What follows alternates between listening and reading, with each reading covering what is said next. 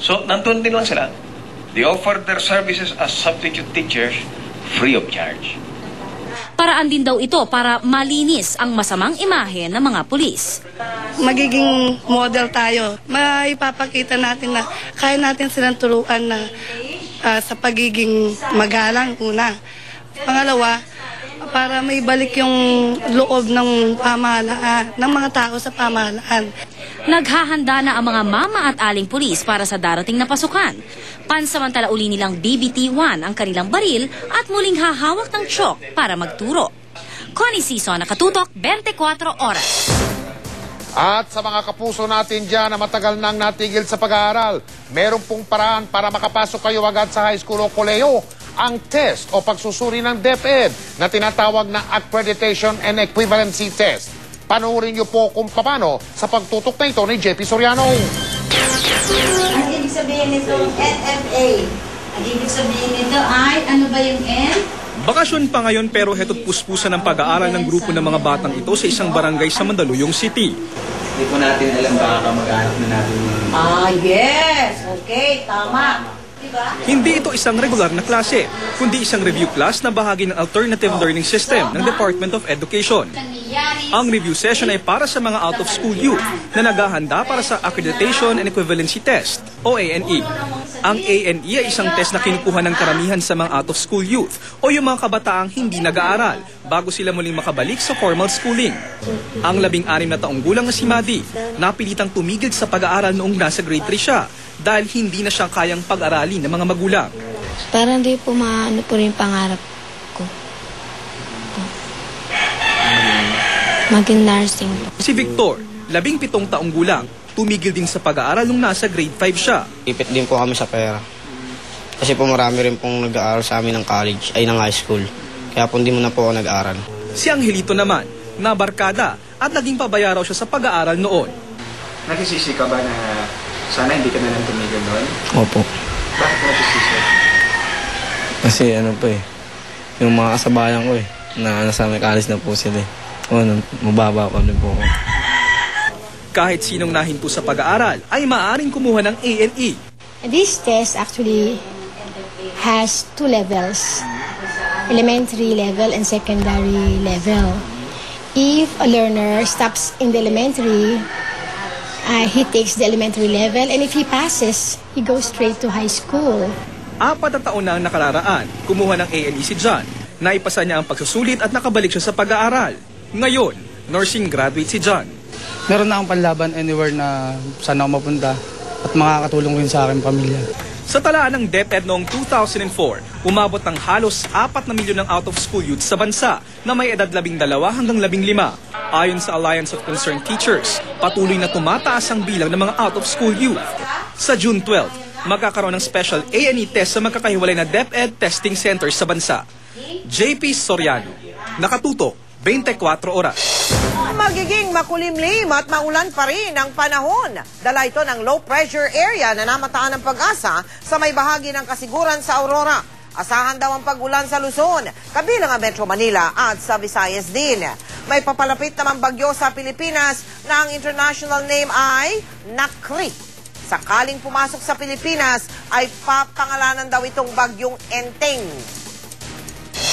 Tuloy po ang pagdinig ng ombudsman sa tinaguriang CTE scandal. Sinabi po ng mga testigo na handa silang kumpirmahin ang kanilang nauna ng testimonya sa Senado. Binigyan ng ombudsman ng 7 araw sina June Losada, Joey De Venecia, Jarius Bondoc at Dante Madriaga para balikan ang nauna na nilang testimonya at isumite kung alin sa mga sinabi na nila noon ang kanilang kukumpirmahin. Nag-apply na rin para sa tinatawag na immunity sina Losada at De Venecia, pero tutulang kampo ni unang Ginoo Mike Arroyo. Pawang mga kasinungalingang daw kasi ang pahayag ng mga testigo. Samantala, hindi po dumalo sa pagdinig si dating Comelec Chairman Benamin Abalos. Binigyan siya ng ombudsman ng 5 araw para magpaliwanag kung bakit hindi siya dapat makontempt. I'm asking that I be given time to comment on the order. I'm constrained, Your Honors, to move that Respondent Benjamin Abalos be made to show cause why he should not be cited for contempt for failing to comply with the order. Patapos na po ang Mayo pero may mga humahabol pa sa pagdaraos ng Santa Cruzan. Sa aming probinsya sa Bataan, sinabayan pa ito ng sayawan.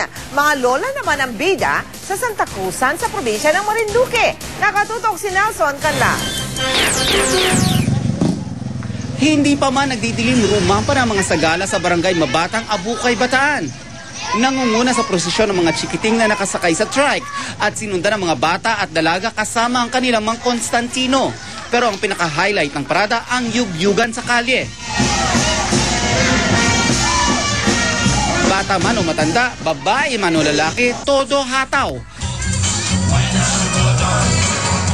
Isa raw ito sa pinakamahabang Santa Cruzan sa Bataan. Di naman pahuhuli ang mga senior citizen ng Barangay Laylay sa Buwak, Marinduque. Matamis ang ngiti at voice na voice sa paglalakad sina Lola. Bagamat may edad na, kaya pa raw nilang makipagsabayan sa pagrampa. Pero matapos ang 3 kilometrong lakaran, ang ilan tila nagdadalawang isip ng muling sumagala. Magarena pa po ba ulit kayo sa sunod na taon? Parang hindi na. Bakit po? Masakit sa paa. Hindi ko pa matiyak. Pagod na ba kayo? Hindi pa naman. Dear. Siyempre. Bakit po? Ay, masarap. Masarap. Ang mga bading naman ang bida sa tinatawag na pasayahan sa Mogpog, Marinduque. Kanya-kanyang pabonggahan ang kanilang gown. Ang isang ito, feel na feel ang pagrampa. Tila gusto namang umuwi na lang ng isang ito. Hindi naman pala. Paglilinaw ng mga bading, hindi raw Santa Cruzan ang kanilang ginawa, kundi Parade of Beauties. Ang Marinduque nyo po ay hindi pa urong, kundi pasulong. Nagbibigay po tayo ng kagalingan, ng kasiyahan sa mga taong nanunood sa ating. Nelson Canla sa Katutok, 24 Oras. Samantala, wagi ang isang Pinoy sa ginanap na sport and art contest na may kaugnayan sa Beijing Olympics. Nasungkit ni Joe Datuin ang unang karangalan para sa kanyang obra na pinamagatang Dancing Rings. Ipinakita rito ang bagong interpretasyon ng Olympic logo. 30,000 dolyar o mahigit 1,200,000 piso ang premyo ni Datuin. I-display ang kanyang obra sa Olympic Museum sa Switzerland at sa Olympic Expo sa Beijing. Sa kategorya naman ng graphic works, highly recommended ang obra ng isa pang Pinoy na si Edmar Colmo na pinamagatang Dreams for Goals. Mga kapuso'y pinagdiriwang po ngayong araw na ito ang National Flag Day o ang araw ng ating watawat. Kasabay nito ay ang pagpapaalala sa ating kung paano dapat pahalagahan ang sagisag na ito ng ating kalayaan. Nakatutok si Rauna Crisostomo. Isang malaking banderang itinaas sa Imus, Cavite kaninang umaga para bigyang pugay ang bida ngayong araw, ang ating watawat. Dito unang nakita ng mga Pilipinong magiting nating watawat na iwinagayway matapos magtagumpay ang mga Katipunero laban sa mga Kastila sa Battle of Balapan noong 1898. Simpleng seremonya naman ang alay sa ating watawat sa CCP Complex sa Maynila.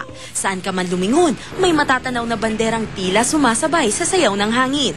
At dahil National Flag Day, may ilang dapat tandaan at isa puso para sa ating watawat. Bawal itong sumayad sa lupa, sulatan o markahan. Hindi rin ito maaaring gawing costume o uniform.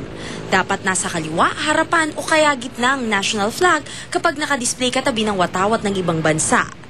Di lang din basta-basta itinatapon ng sira o lumang watawat. Dapat itong sunugin, ilagay sa urn, tsaka ilibing. Isang ritual na tama lang para sa magiting na watawat. Yung pagmamahal sa watawat, pagmamahal sa bayan, ano ba ay kinakatawan ng watawat? Ang ating bayan. Lahat ng kulay at simbolo sa ating watawat may ibig sabihin. Ang iba nating kababayan, sa ulo pa ang ilan dito. Yung sun, which is yung mga first places na nag-started ng revolution, parang gano'n. Yun lang alam ko. And the stars nga, yung mga Luzon, Visayas, Mindanao. Ano ibig sabihin ng stars? Luzon, Visayas, Mindanao. Pero ang ilan tila nakalimot na. Yung azul yan para sa ng bansa natin. Pula, siyempre, para sa karangian. Gano'n ng mga tao. Yun nga, simbolang pagkaalam ko yung araw ng kalayaan ngayon na dadating